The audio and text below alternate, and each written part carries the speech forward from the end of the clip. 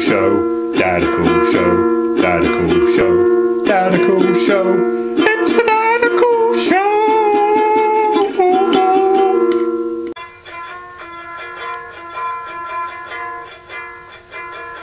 Daddacool Show, Daddacool Show, Daddacool Show. Oh, hello. Sorry, I was just watching episode 1 of the Daddacool Show, which is still available on my YouTube channel. Just go to YouTube and search for Daddacool. I was just sending an absolutely astonishingly amusing tweet. Anyway, on to our first feature of episode 2 of the Daddacool Show. First a blog, now a show. The week in blogging. Today, and in fact, the whole of the last week, has been quite an exciting time when it's come to blogging in this house. I have found out that most of the people that follow me on Twitter and Facebook, and indeed follow my blog, earn more than £15,000 an hour. I can only assume this as I've only had 30 entries into my win £250 worth of Shell fuel vouchers competition. I worked out it'll take roughly 1 minute to enter to win £250 worth of vouchers. That equates to £15,000 an hour salary. So, my many watchers, if you just donate 1 hour of salary to me, we can all retire.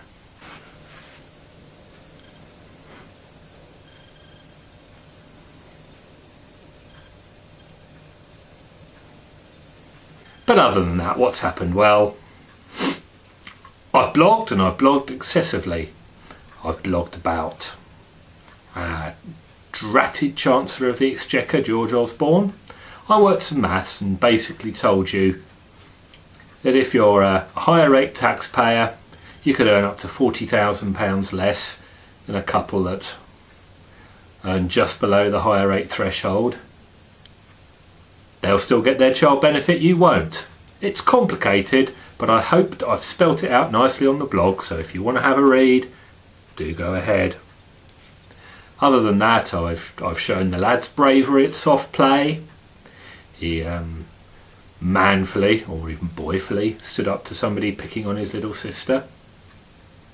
Marvellous. But the main highlight of this week was our trip to Centre Parks, where, because the weather was the hottest it's been all summer, in fact all year, we decided to spend 4 hours on Saturday, maybe 4.5 hours on Sunday, in an indoor swimming pool complex.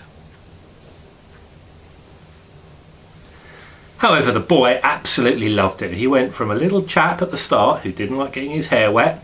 He's had swimming lessons and I've never had to towel dry his hair, to the end of it, demanding I take his armbands off and even dunking himself completely underwater. And Fifi had a lovely time as well, although for once she didn't show the endurance that the boy did. Truly the highlight of the week. Had a few teething problems with Centre Parks, in as much as it looked like a pack of rabid wolves had inhabited our apartment just before we moved in. They'd certainly left scent marks and some things in the bath that we'd rather not have seen. But it did have the added bonus of a jacuzzi bath, and we found out that it's probably best to set the jacuzzi going once the bath has run and the bubble bath has made the bubbles. Otherwise, it's like what I imagine one of those Ibiza foam parties are like.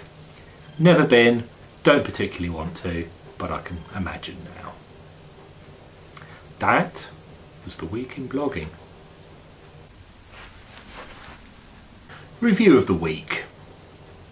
Last week you may remember I reviewed a large cardboard tube. Some of you may have thought this was a cynical exploitation of cardboard. Some of you may have thought I was making a comment on parent bloggers reviewing things. No, it was just I hadn't put any thought into it whatsoever and it was the nearest thing. But this week we have The Biplo Seed and Other Lost Stories by Dr. Zeus. Dr. Zeus has a new book out. Stories that were apparently lost written in the early 1950s, have now been put together into a rather nice hardback book. This book was released on the 29th of September for a more than reasonable £10.99. It says here on the useful information sheet,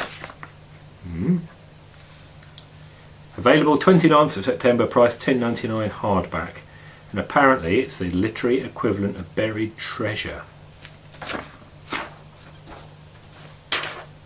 I've always had a soft spot for Dr. Seuss. I know a lot of you have. Cat in the Hat, Green Eggs and Ham, or Green something and something else. I forget the name, but it's good. Dr. Seuss is a child classic, really, and for the same price as an annual, this is very good. I can't complain. Would you like to hear me read some to you, would you? Your lucky day. The rabbit, the bear, and the zinger-zing, or the zinger-zanger, always have trouble with Dr. Seuss words. Once upon a time, way down south, lived a very big bear with a very big mouth, and very big teeth in his very big jaws, and very big claws on his very big paws. And this very big bear, who was hunting for meat, one day spied a rabbit who looked good to eat. "Ha ha," thought the bear, "he looks tender all right. Oh boy, I'll have rabbit for supper tonight." So on his big feet he crept up to the rabbit, he crouched very low, and leaned forward to grab it. But just as his jaws were about ready to nab it, the rabbit looked up and saw the bear's face. "Oh, got the rabbit, I'm in a bad place. I cannot escape, and I see with a glance that it's no use to fight, 'cause I won't have a chance."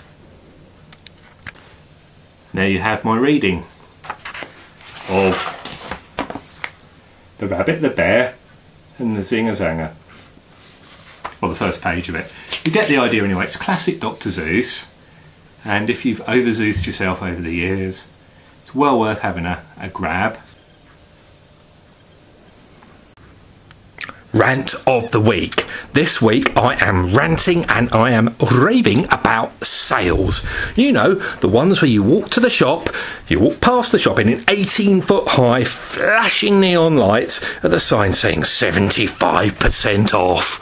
You think, oh, there might be a bargain. Oh. What you don't see, written in 1mm high text that you could get on the back of a postage stamp, is up to. So what happens? You go in the shop, you look around at what they've got on special offer and sale, and you find one item with 75% off. It's orange, it's horrific, even ABBA wouldn't have worn it in the 70s, and they only have it in extra, extra, extra small. Everything else that you'd want to buy, 86p off or £40 RRP. Does my fripping nut